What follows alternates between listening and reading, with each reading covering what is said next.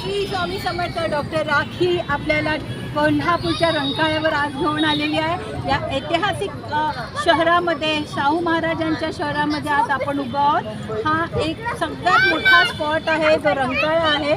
इथे सर्व प्रवासी, सर्व इथे लोकल लोकसुद्धा येतात, थंड वाऱ्यासाठी येतात। इथे हा तलाव मनाला अगदी स्फूर्तता आणतो। अशा याच्यामध्ये आज रविवारी आपल्याला काय करायचं हे सांगण्यासाठी मी आलेले आहे। रविवार आहे, सूर्याचा वार आहे, सकाळी लवकर उठायचं आहे।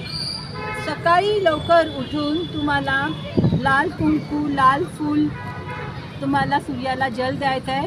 त्या सूर्याची 12 नावे बोलायची आहे, त्यांचं स्तोत्र बोलायचं आहे। बोलता नाही आला तर मोबाईलवर तुम्ही लावायचं आहे। त्याचप्रमाणे गणपती बाप्पाला तुम्हाला दुवाने लाल फूल वाहायचं आहे। शंकराला बेल आणि पांढरी फुलं वाहायची आहे।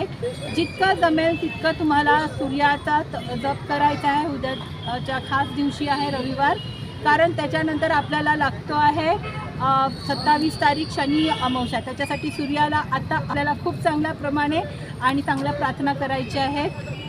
तुमच्या कुलदेवतीला तुम्ही गजरे फूल, हळदी कुंकू व्हायचं आहे।